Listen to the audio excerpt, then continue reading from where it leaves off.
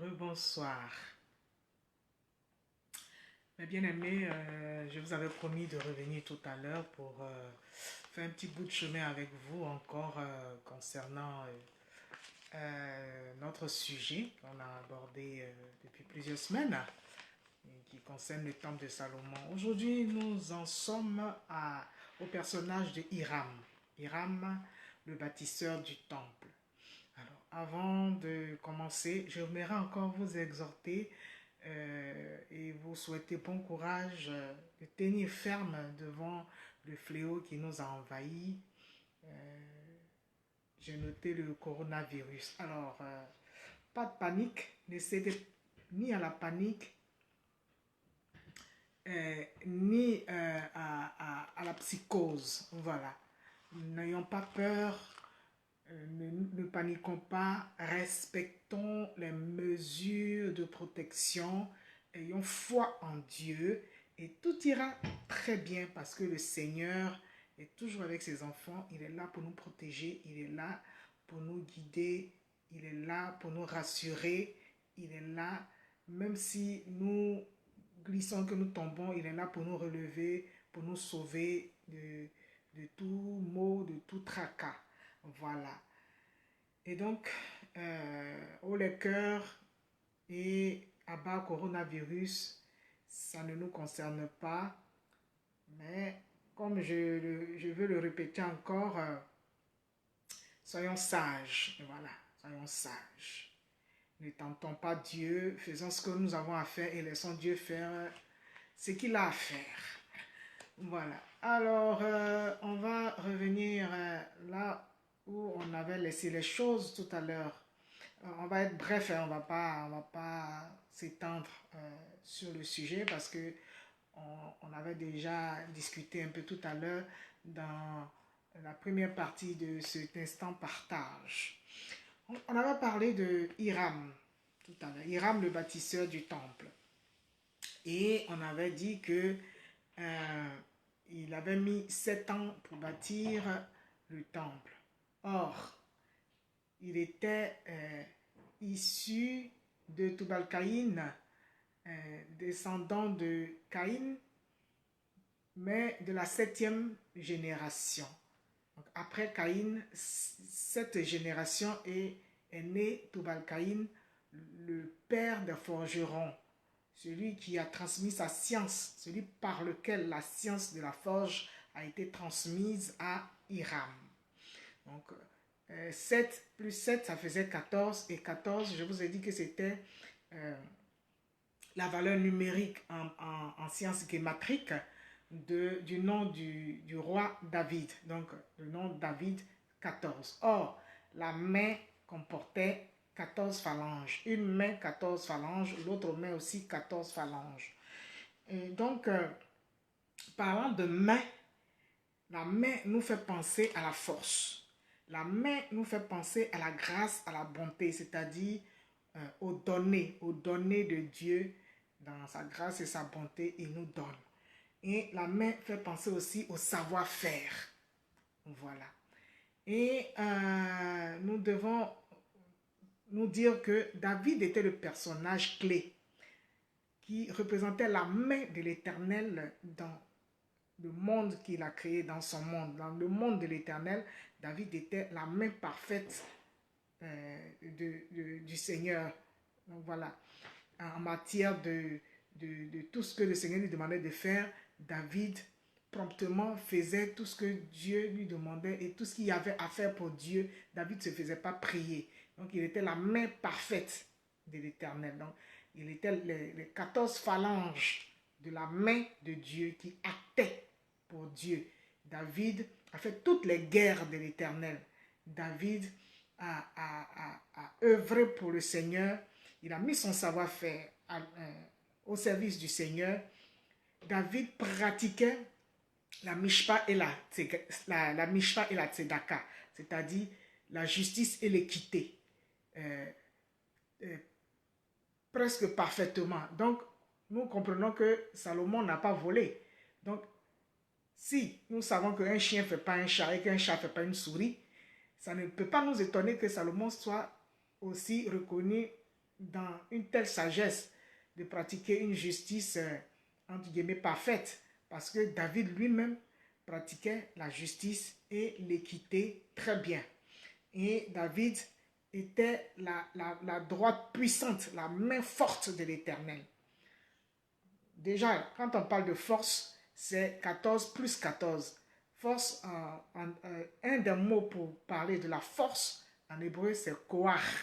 Et koach a pour valeur numérique 28, c'est-à-dire 14 plus 14, ce qui fait les deux mains ensemble.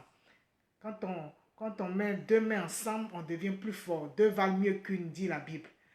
Voilà, deux valent mieux qu'une. Quand on est ensemble, l'unité nous rend plus forts. Donc les deux mains, 14 phalanges plus 14 phalanges qui font 28, ça donne le mot koach qui veut dire force en hébreu. Donc voilà. Donc David était déjà le pendant de cette force-là de l'Éternel. Avec déjà une seule main et la seconde main était celle de l'Éternel qui le tenait. Ça faisait de David un homme fort qui faisait les guerres de l'Éternel. Donc voilà. Et voilà tous les caractères là qui nous font penser à la main à partir du nombre, du chiffre 14. Du chiffre 14, tous ces caractères de Dieu là qu'on pouvait retrouver en David. Pour terminer rapidement, parce qu'il fait déjà tard, la suite, ça sera pour une autre fois. Mais pour terminer rapidement, je vais revenir sur le personnage de Hiram, mais parlant de sa fonction de forgeron. Donc on avait dit que le forgeron était l'homme qui avait la maîtrise des 4 éléments de la création. Donc notons terre, feu, air et eau.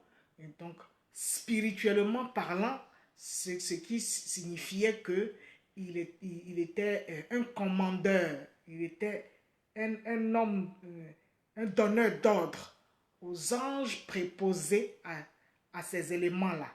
Les anges gardiens de ces 4 éléments. Il était un donneur d'ordre. Il fallait juste qu'ils disent à l'ange préposé à l'air d'aller en mission, l'ange s'exécutait. Il fallait juste qu'il demande à l'ange préposé à la terre d'aller en mission, d'exécuter quelque chose, comme par exemple d'ouvrir sa bouche et d'avaler ses ennemis. Allez, cet élément se mettait en marche. Il fallait juste, donc pour l'air par exemple, de soulever un tourbillon, un cyclone puissant, un typhon pour ravager et pour détruire tout sur son passage concernant ses ennemis. L'ange se mettait en mouvement. Donc concernant le feu, l'ange préposé au feu, il suffisait qu'il reçoive un ordre du maître du feu et l'ange du feu se mettait en mouvement pour exécuter. Exactement la même chose aussi pour les eaux. Les eaux pouvaient engloutir, le feu pouvait réduire en cendres. Donc c'était un maître des 4 éléments. Un forgeron, spirituellement parlant, le forgeron parle du maître des 4 éléments. Donc nous allons revenir dans le livre de Zacharie où Dieu avait ouvert les yeux de son prophète Zacharie et qui lui avait montré 4 cornes et qui lui disait, quand Zacharie demande à l'ange qui sont ces cornes, dit, ce sont les cornes qui font que Israël, les enfants d'Israël marchent la tête baissée. La tête baissée, c'est-à-dire ils rasaient les murs, ils étaient honteux, ils se faisaient tout petits, ils n'avaient pas leur mot à dire, ils étaient oppressés, ils étaient contrôlés, ils étaient détruits, ils étaient humiliés. Franchement, ils vivaient une vie d'esclaves, une vie de rats. Donc, face à ces cornes, les cornes représentent la puissance, l'autorité. L'autorité dans l'esprit. Donc, corne, le keren, keren. Keren en hébreu. C'est la corne en français. Donc, keren, la corne, il y en avait 4. 4 de ces cornes-là qui avait rendu la vie impossible aux enfants d'Israël. De sorte que Dieu avait suscité 4 forgerons. 4 forgerons. Et quand le prophète Zacharie a demandé à l'ange qui l'enseignait, et ces forgerons-là, quel est leur rôle? Pourquoi ils sont là? Qu'est-ce qu'ils sont venus faire?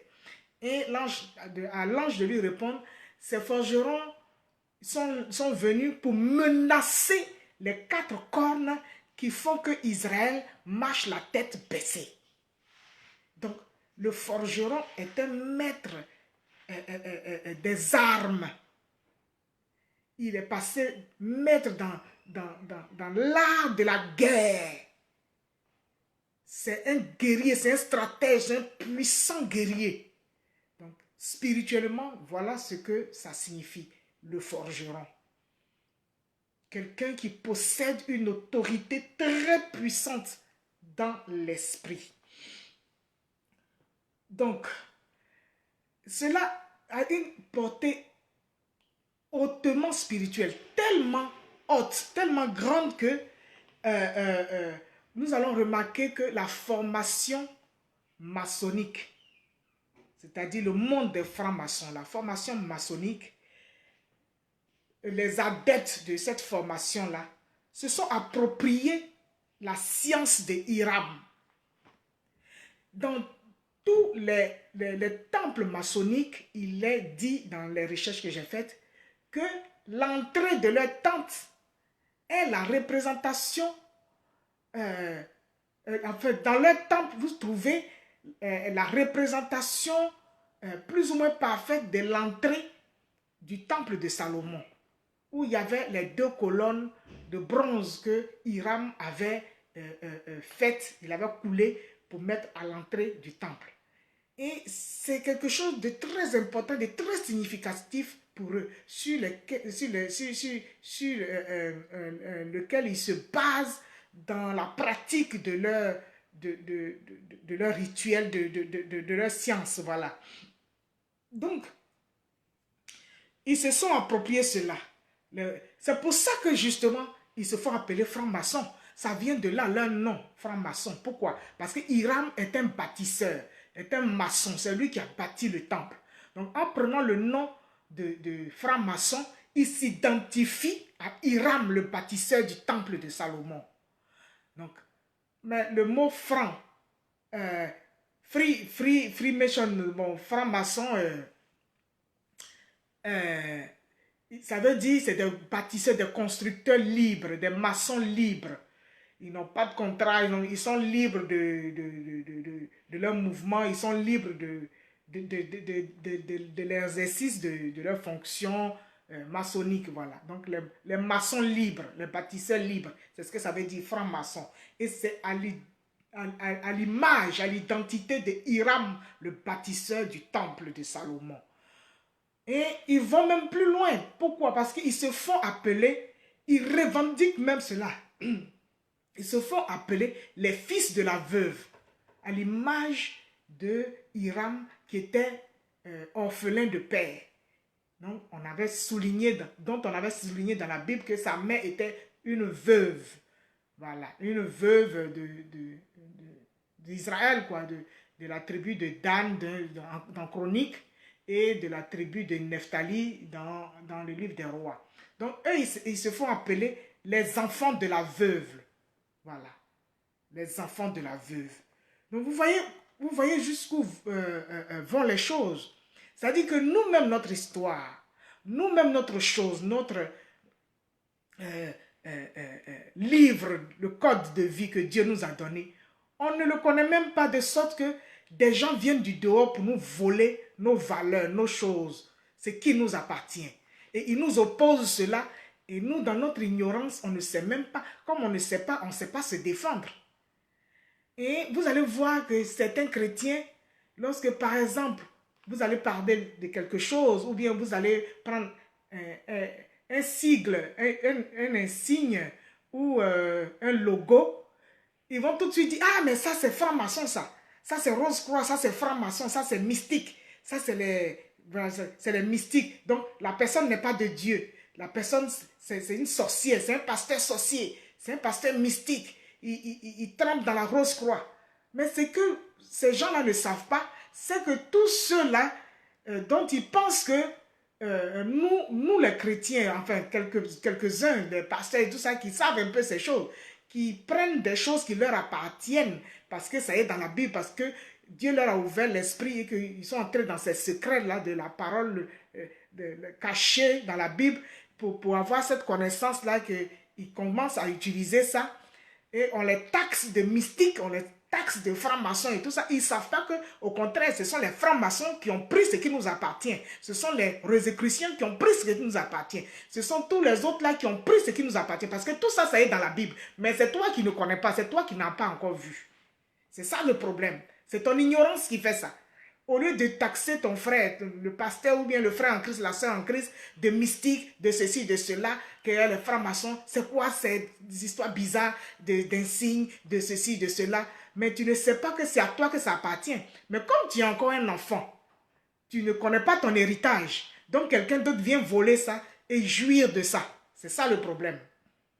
Je prie enfin, oh bien-aimé, je prie que les écailles tombent de nos yeux. Je prie que Dieu nous permette de devenir matures pour pouvoir prendre possession de nos richesses, de notre héritage et de pouvoir le gérer nous-mêmes sans que nous ayons besoin d'un tuteur, sans que nous ayons besoin de quelqu'un, d'un légataire ou je ne sais pas quoi, qui vienne nous prendre ce qui est à nous et jouir de cela. Et qu'on n'ait même pas droit aux miettes. Et encore, si on te donne les miettes, tu es trop heureux. Mais on peut pas, il y en a même qui ne veulent même pas que tu sois même un peu heureux. Donc, ils ne te donnent rien même. Donc, ils vont te confiner, ils vont t'asservir, ils vont te confiner dans le manque de connaissances, dans l'aveuglement. Et tu vas continuer comme ça pendant que eux, ils jouissent de ce qui te revient de droit. Donc, les francs-maçons vont s'accaparer, vont prendre l'identité d'Hiram, vont prendre les connaissances de ce qu'il a construit et tout ça. Et c'est l'objet de leur étude. Et c'est dessus que fondé même, je dirais peut-être pas principalement, mais pourquoi pas peut-être même principalement, leur pratique, leur science de franc-maçonnerie. Voilà, c'est le temple de Salomon. Parce qu'ils ont deux grands courants. Il y a le courant proche du judaïsme, c'est-à-dire le courant qui utilise tout ce qui est Kabbale, mais d'une manière, la Kabbale c'est le secret, les secrets cachés même de la parole. Ce n'est pas quelque chose d'extraordinaire, de mauvais en soi, mais c'est ce qu'on en fait. Quand tu tournes ça mal, ça devient mauvais. Sinon, Kabbalah veut dire recevoir. Recevoir quoi? Recevoir les secrets de la parole, c'est tout, la Kabbalah. Maintenant, quand tu utilises ça mal, ça devient mauvais.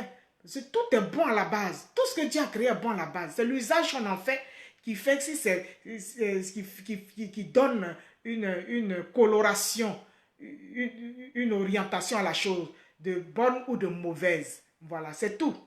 C'est tout. Donc, si eux, ils utilisent ça, puisque la parole de Dieu même nous dit que nous n'avons reçu l'amour que nous n'avons reçu la puissance que pour l'amour, pour exercer l'amour. Maintenant, si toi tu prends la puissance de Dieu pour exercer la haine, tu es sorcier. La sorcellerie, c'est ça. La sorcellerie, c'est d'utiliser les choses de Dieu à mauvais escient.